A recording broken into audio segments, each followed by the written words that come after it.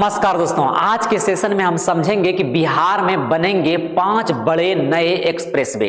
अब ये 5 बड़े नए एक्सप्रेसवे जो है ये 6 लेन का होगा और 6 लेन का एक्सप्रेसवे ये एक राज्य से दूसरे राज्य को कनेक्ट करता है, साथ ही यह एक देश के दूसरे देश के सीमाओं से भी जुड़ता है। तो आज के संपूर्ण सेशन में हम इस 5 बड़े नए एक्सप्रेसवे को देखेंगे कि कहां कहां और कैसे ये बनाए जाएंगे, क्योंकि बिहार सरकार ने हाल ही में बिहार के सदन में बजट पेश किया है और उस बजट में इन बातों को रखा गया है।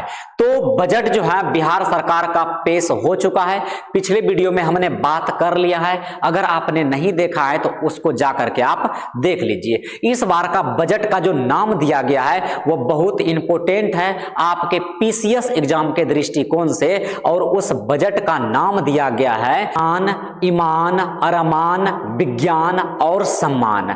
ये बजट 2026 का नाम दिया गया, बिहार बजट 2026 में जो पेश किया गया है। चलिए हम सीधे आज चलते हैं आगे कि कहां कहां और कैसे बनाए जाएंगे एक्सप्रेसवे। सबसे पहले अगर आप देखें तो 2026 से 2027 का बजट में 5 बातों को महत्वपूर्ण रूप से रखा गया है। 5 बातों में सबसे महत्वपूर्ण बात जो बताया गया कि सरकार सबसे ज्यादा अगर देखें तो शिक्षा के क्षेत्र में निवेश कर रहा है, दूसरा हेल्थ के सेक्टर में निवेश कर रहा है, और तीसरा अगर देखें तो एक्सप्रेसवे में निवेश करने जा रहा है, और चौथा जो है वो ग्रामीण योजना और युवाओं के स्किल्स विकास पर सरकार पैसा खर्चा करने जा रही है। तो सबसे पहले ये 26-27 का बजट पेश हो गया। एक बार फिर कह रहे हैं, अगर आप वीडियो नहीं देखें तो जाके देख लीजिए, हम अच्छे से उसको डिटेल से समझा दिए हैं। तो यहां पर जो है सबसे पहला बात है कि वित्त वर्ष 2026-27 में विधानसभा में बजट पेश कर दिया गया, जिसमें राज्य में 5 नए एक्सप्रेसवे बनाने की बात कही गई। याद रखिएगा, बात कही गई है, इसको अभी यूटिलाइज पूरी तरह से नहीं किया गया है, और घोषणा पत्र जारी कर दिया गया है। और उस घोषणा पत्र में जो है बहुत जो है ऐसे जिला, ऐसे राज्य को जोड़ेंगे जो कि इंफ्रास्ट्रक्चर के लिए या व्यापार का साधन के लिए बहुत इंपॉर्टेंट होगा। और चूंकि बिहार में जो कंपनियां आएंगे उस कंपनियों के लिए फायदा होगा, चूंकि इंफ्रास्ट्रक्चर डेवलप होगा तभी बिहार में कंपनियां आएंगे।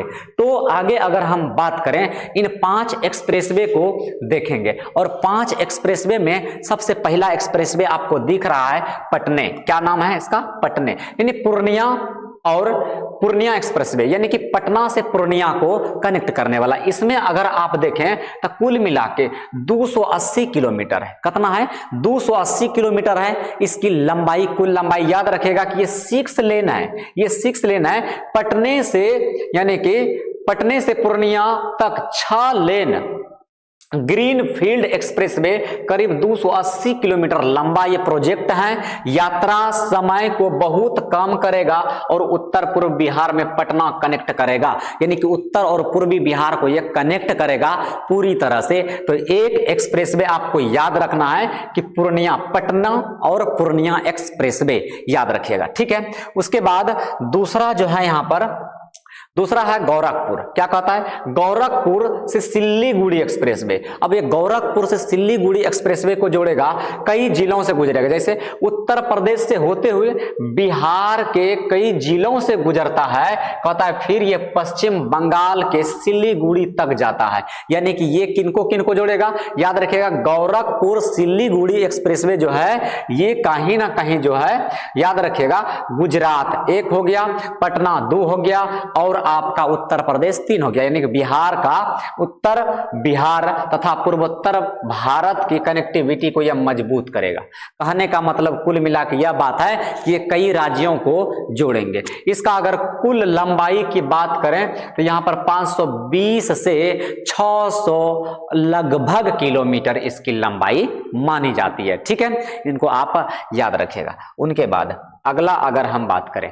तीसरा नंबर में रक्सौल और हल्दिया एक्सप्रेसवे, ये तो बहुत इंपॉर्टेंट है, क्योंकि इसको बनाना जरूरी भी है। कहता है कि नेपाल सीमा के रक्सौल से नेपाल सीमा के रक्सौल से पश्चिम बंगाल के हल्दिया पोर्ट तक ये एक्सप्रेसवे बनेगा और कुल मिला के अगर बात करें लगभग जो है 700 किलोमीटर इसकी लंबाई है।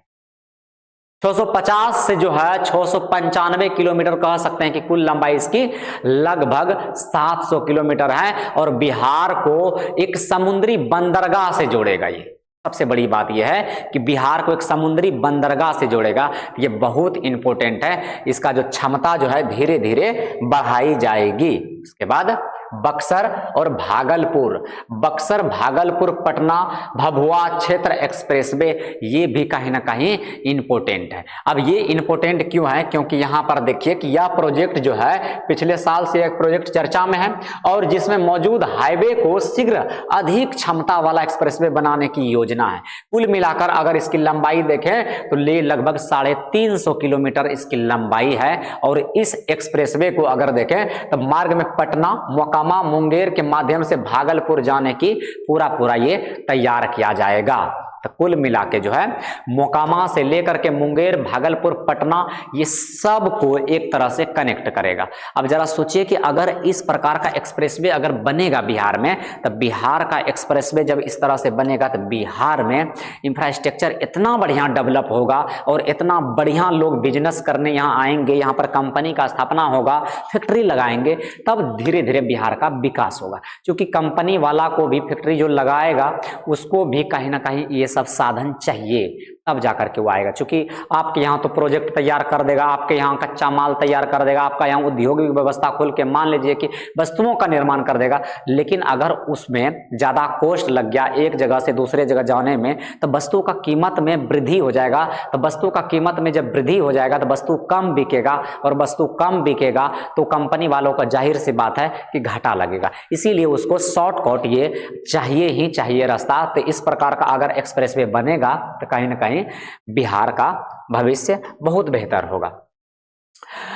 राज्य मार्ग संशोधन स्थानिक एक्सप्रेसवे है, इसको हम कह सकते हैं जेपी गंगा पथ। बहुत ये इंपॉर्टेंट है, जेपी गंगा पथ बनना भी चाहिए, क्योंकि एक तरह से मेरिन ड्राइव की तरह है, क्योंकि गंगा के किनारे बनेगा। यहाँ पर एक तरह से हम कह सकते हैं तो टूरिज्म के लिए भी बहुत अच्छा ये प्लेस होगा। लोग यहाँ आएंगे और यहाँ घूमेंगे, इस तरह का दृश्य जब देखेंगे तो लोग जाहिर सी बात है ऐसे ऐसे जगह को देखने के लिए आते हैं। ये गंगा के तट पर बनेगा, और ये लगभग जो है 297 किलोमीटर इसकी लंबाई होगा। कुल मिलाकर 297 किलोमीटर लंबाई होगा। कहता है कि अब पटने अंदर और आपस में जो है आधुनिक एक्सप्रेसवे यानी कि बाईपास की श्रेणी से आता है, और राज्य के राजधानियों में आसान यात्रा सुनिश्चित करता है।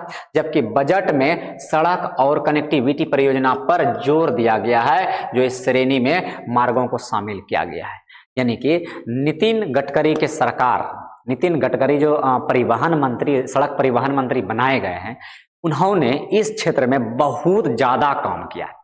कोई क्षेत्र में भारत में कम हुआ है नहीं हुआ है, ये बात अगर आप किसी से पूछेंगे कि सही में बताइए कि सड़क सुविधा कैसा हुआ है बिहार में या फिर झारखंड में, भारत में, तो लोग यही बोलेगा कि सड़क कहीं ना कहीं बहुत बेहतरीन हुआ है। खास करके हाईवे 4 लाइन जो रोड है वो बहुत ज्यादा विकसित हुआ है। गांव घर का तो छोड़ ही दीजिए, बहुत ज्यादा विकसित हुआ है 4 लाइन रोड। तो इस क्षेत्र में जो है सरकार बहुत ज्यादा निवेश कर रही है, और इस क्षेत्र में जाकर के जो है एक तरह से बहुत अच्छा सरकार काम कर रही है। तो ये 5 नए एक्सप्रेसवे बन रहा है बिहार में, और अभी इसका प्रोजेक्ट तैयार किया जाएगा। चूंकि विधानसभा में इस बातों को रखा गया, तो बहुत अच्छे से हम आपको इसके बारे में बताएं। आप इसको पुनः देखिए और समझिए, और पीसीएस के एग्जाम के लिए ये बहुत इंपॉर्टेंट है। चूंकि आंकड़ा दे देता है, तो याद रखिएगा, आंकड़ा सीधा दे देगा कि बिहार बजट में जो हेल्थ सेक्टर है उसमें कितना निवेश किया गया, जो एजुकेशन सेक्टर है उसमें कितना निवेश किया गया, और इसका मुख्य थीम क्या है, इस सब बारे में आप जानकारी रख सकते हैं। और 5 नए एक्सप्रेसवे को भी आप जानकारी में रख सकते हैं। किन किन जिलों में बनेगा इनको भी आप याद रख सकते हैं। कहाँ कहाँ कौन कौन से राज्यों को, जैसे कि हम बोले कि पटना से जो कनेक्टिविटी जो करेगा एक्सप्रेसवे, वहां पर किस किस राज्यों को जोड़ेगा, ये जाकर के आपको याद रखना है। ठीक है, तो हम मिलेंगे अगले वीडियो में। तब तक के लिए जय हिंद, नमस्कार।